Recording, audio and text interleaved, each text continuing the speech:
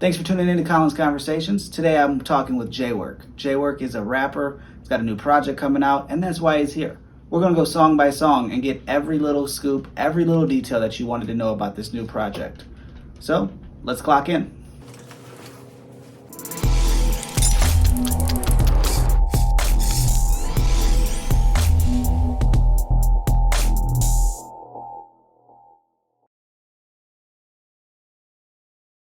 We are on Colin's Conversations. This is going to be a discography discussion. I've got J-Work with me.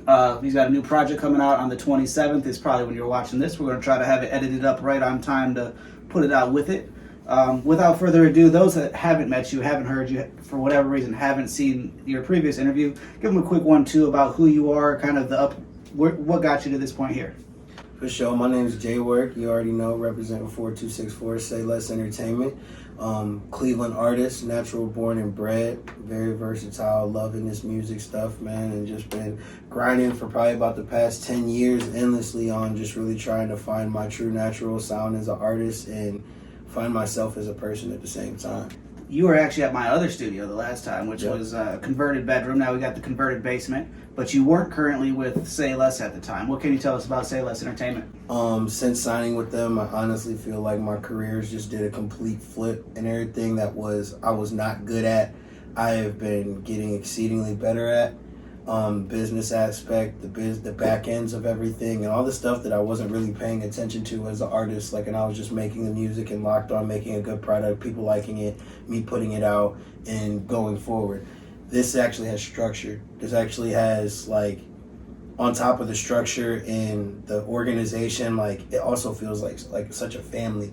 Like Jake and Jackie, two of the best people I've ever met in my life. And they really ride for me and have helped me at so many points in my life already in just a short amount of time, more than some people who I've known for years. Mm-hmm. And I'm riding with them, and we have an amazing roster. Me, Gabrielle, Nicole, Tay Fuego, Wall, 4 great artists, 4 different complete styles, and it's amazing to see when we're all in a room and we're building our bond, and me, Tay, and Gabby were playing cards around the table the other night, just chilling, listening to each other's music, just getting a vibe for each other. Right. And it's that building the team, building the family aspect is really what's got me hook, line, and sinker on the whole Say Less.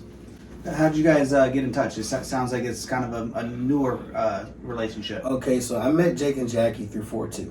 And I was at the concert where Young Cap opened up for Chip the Ripper, and I had just got done dapping up Al Fats. I had just got done dapping up Cap after he got off stage, and I had just seen this girl, and I'd seen her a couple times, but she was just up on stage with the cam getting it. She was getting great shots at Cap, locked in, and I was like, yo, she's really about her business. Who is that?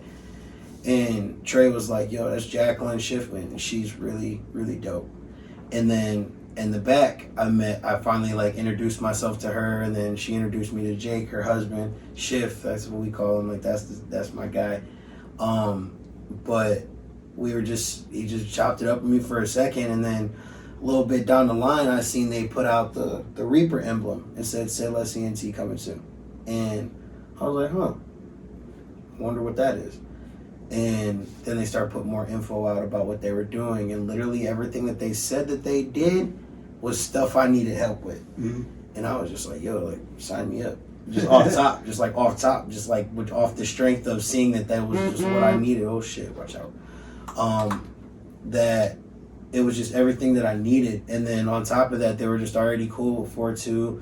And Trey was like, well, I'm gonna set up the meeting for you then. And I was like, all right, bet. So Trey had, linked up, and we had figured out where we were going. We had linked up at MGK's 27 Coffee Club downtown in the Flats, and literally it was just me telling them what they needed, them telling me me telling them what I needed, and everything that I was saying was everything that they wanted to do. So it was us telling each other what we need, and we were the answer to what we needed. Right. And after that first meeting, the vibes off top, I was just like, yo, I'm signing off top. Right. And then we really had the signing meeting, and then they sit me down, and brochures, plastic with my whole numbers, my stats, everything in front of me. They had a whole presentation for me of where I'm at now, my personal goals that I gave them, where they want to take it.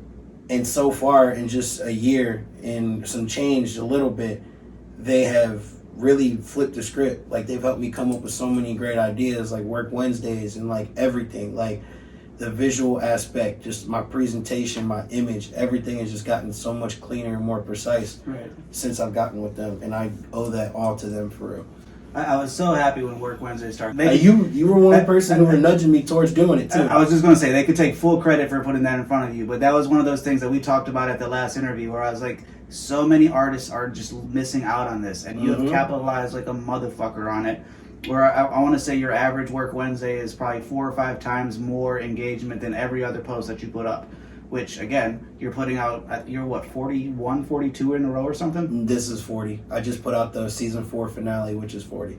So, again, 40 weeks in a row, you've come up with original content, you put original videos to it, and some of them are better than most people are putting up shit on albums. You know what I mean? So, definitely keep Work Wednesdays. You're also one of the main barometers of how I know what fucking day of the week it is. I'm like, oh, love it. I got a message from Jalen today. Oh, this must be Wednesday. And half the times you send it to me, I'm like, I already watched this, but there you go. Like, and it's just cool because, like, you were right. Like, you definitely gave me, like, the first initial, like, nudge to the idea. And then I sat there, I'm thinking, like, what day of the week would I pick? Like, the whole nine. And I'm just like, I really like how Work Wednesdays ring. Right. Like, it just rolls off the tongue. For sure. You know what I mean? And I was like, all right. And then this is where the birth of Work Wednesday began. I signed with Say Less. And you know how I was. Like I told you, I have a shit ton of music just sitting there. Like, I've been grinding, writing, recording. And I have so much music that I'm sitting on. Probably about another 3 to 4 albums worth, or 9 to 12 EPs if you break it up that way. And I'm just sitting there like, all right, y'all, I want to do this, and I want to do this, and I want to drop this, and I want to drop that, and I want to do this, and I want to do this. And they're like, okay, what's your budget? And I was like, huh? And they were like, what's your budget? How much you want to put behind this song? And how much do you want to make for this project and do this, and that? How much do you got? And I was just like, huh. And they were like, well, you got to work on engaging without a budget. So what are your ideas? And I revealed the Work Wednesday idea, and Jake was like, sounds like a plan to me. Should start doing it. Right. So I went and I just debated about it for probably about another week, and I was like, you know what? Fuck it. Trey, hold the camera for me while I rap this verse real quick. Right. And Trey held the camera for the first one. It was like at a downward angle, but then I put it out, and bitch got 1,000 views, just like, whoop. Right. And people were like, yo, that was dope. Keep doing that. Right. And I was like, all right. And then you hit me with the don't let the Wednesday grind ever stop. It was like after like 4 or 5 weeks or something. I was like 6 weeks into the first season, and you had hit me with that, and like it just really like motivated me to keep going. And another thing that lit a fire under my ass was when I first started talking about doing Work Wednesdays, and I did the first one. Trey was like, all right, dude, that's dope, man. And I was like, so like I can't wait to see what like season 3, like week 38 looks like. And he was like, let me see you do 6 first. Right. And at the end of season 3, I looked at him and was like, yo, bro, like, no, it was close to the end of this season. And I was like, yeah, bro, we at like, I don't know, 38. What you got to say now? And he was like, you got it, Work. You got it. Right. Because like I want to keep this up, and I've influenced other people too, and I see it, and people can't tell me I haven't because I see it. Right. And it's not like a me being cocky thing or me being arrogant. And it's not. I just love the fact that people can see somebody doing something and see it work for them and want to try it for themselves. That's all I want. That's why I will have one of my albums. His name is Influence. Is I'm trying to show people that there's keys out here, and if you do it right, you can succeed. For sure. I think podcasting is kind of the same way. Of a lot of people don't jump into podcasting because they're like, everybody has a podcast. Why would I start one? I just put together a presentation for somebody the other day, and I want to say there's 2 million individual podcast shows out with the average view. Like most people stop after like episode 6. I'm at episode 112, something like that. So it's kind of just the same way of as long as you keep going steady. It's that the grind. It's that consistency, and that's what fans are realizing for what you're doing. It separates the people who really bought it from the ones who aren't. Right. Like there's one person I follow on Instagram, Who Am I TV. Like he's the one. He has Be Yourself Sundays. Nice. And he just puts out a really meaningful verse like every Sunday. And like I just chimed in with him one day because it was on one of the sponsored Instagram ads that came up, and I actually liked what he said. Right. And I messaged him. I was like, bro, keep doing what you're doing because it's working for me too, and I really rock with your message. And he stays tapped in with me now. Every Work Wednesday he comments. Every Sunday I comment on his. Like, right. It's just all love. And like, I mean, and then from Work Wednesday I got a collab in Nigeria. Yeah, like, I saw that the other day. What? Like some dude hit me up and was like, yo, bro. And that was all the message that said. It was just, yo, bro. And I didn't recognize the dude. He had like 4,500 followers. And I was like, okay, like it looks like he does music. But then like the pictures where he was standing, it looked nothing like America. Right. So I was just like, all right, I messaged you. I'm like, yo, bro, where are you from? And he was like, Nigeria. And I was like, no shit. And I was like, how'd you like hear about me? And he was like, somebody I follow reposted your Work Wednesday verse, and like I rocked with it, dude. Like I want you on one of my songs. You're dope. Right. And I was like, all right, bro, off top, just send me what you got. And then he sent me this Afro beat, and dog, when I tell you that shit was so cool, I was like, man, I gotta kill this. And then I sent it to him, and I was just so nervous, just like, it's not like I was sending it to Drake or anybody, but it was just still like, I'm sending my music to another country.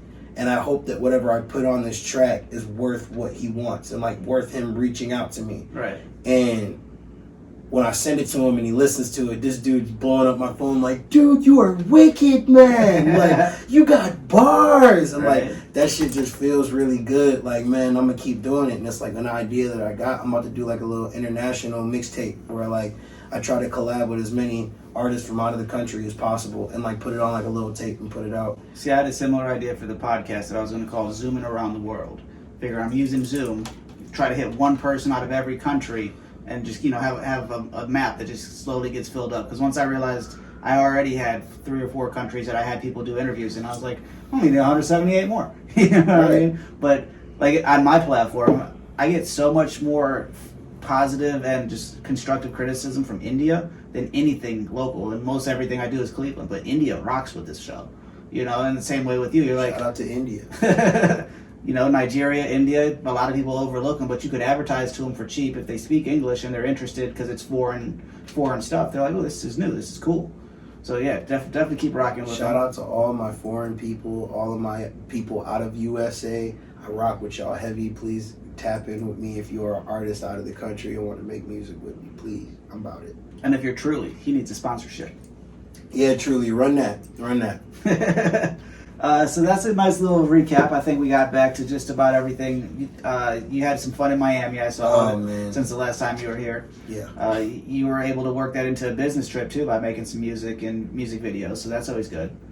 It was a great time, man, and I gotta say, like, the fact that I was turning 27, and I was able to spend that with one of my really, really close friends that plays for the hometown Browns, that wears number 27. It was just a special. It was so weird in that one clip of seeing you guys walking side by side, and you're wearing his jersey, and he's wearing like normal clothes. I'm like, wait a minute, that should be switched.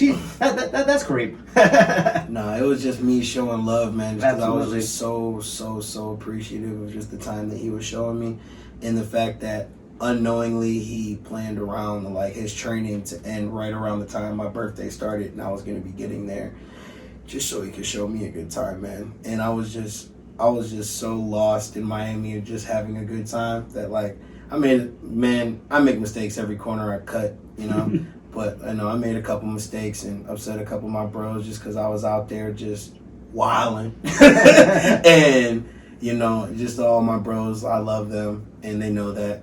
And it's just, I learn every day, and that was just such an amazing learning experience, but it was just also an amazing experience at the same time. And shout out to everybody that was with me down there. I love every single last one of y'all motherfuckers.